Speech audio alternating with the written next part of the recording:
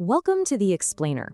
You know, sometimes the scariest stories start with just a few simple words spoken in a remote roadside diner.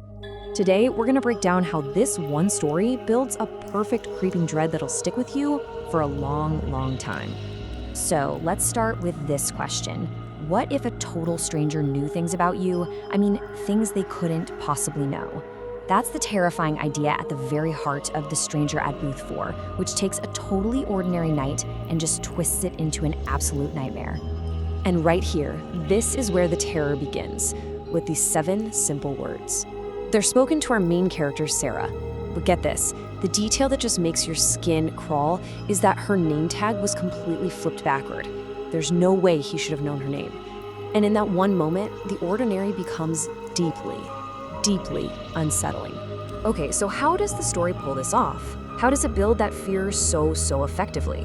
Well, it all starts with the basics. A vulnerable character in a really isolated place.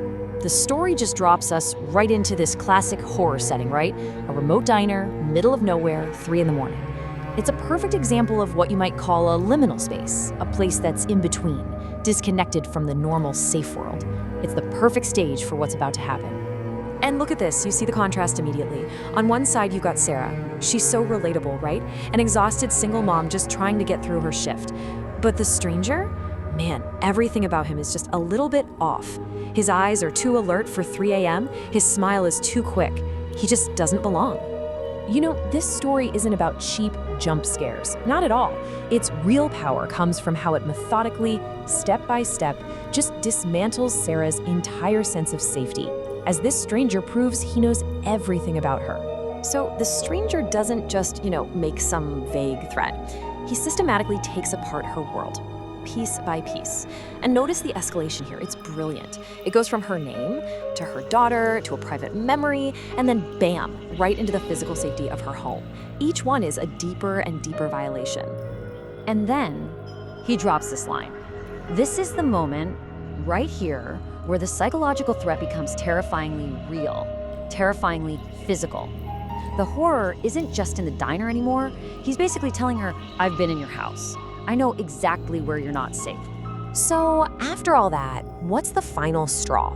What's the one thing that pushes her over the edge?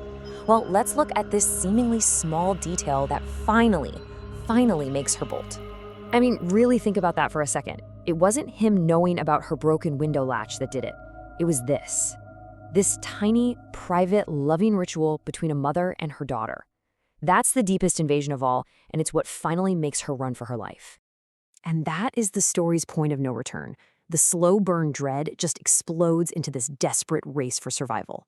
Sarah isn't just a passive victim anymore. She is fighting back.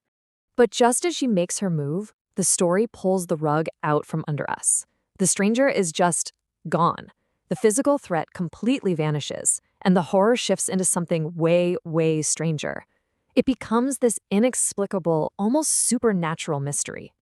And this, right here, this is the brilliant, maddening conflict at the heart of the story. You have this terrifying gap between what Sarah knows happened and what all the evidence says is even possible. Her reality is just completely at war with the facts. And of course, the police investigation just makes everything worse for her. Every single piece of evidence that should be there, it's gone.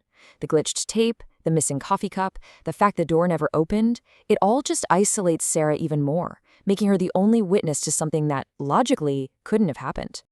But the story's true, lasting chill, that comes at the very end. It's the part that proves the threat was never, ever just about that one night in that diner. So fast forward 2 months. Sarah has done everything right. I mean, everything you're supposed to do to escape a situation like this. She quit her job, moved hundreds of miles away, and she's built what she thinks is a safe new life.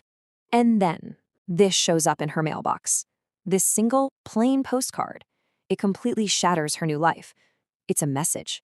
It's proof that his reach isn't limited by time or distance. He knows exactly where she is. And with this final message, the horror becomes permanent. In just a few casual, chilling words, he brings the entire threat crashing back down. He even calls himself Mia's friend. The message is crystal clear. It is not over. He is patient, and he is always watching. And that's the final brilliant move of the whole story, isn't it? It stops being just fiction and becomes a question that follows you home. It's the thing that makes you get up, check your own locks, and just wonder, how safe are you, really?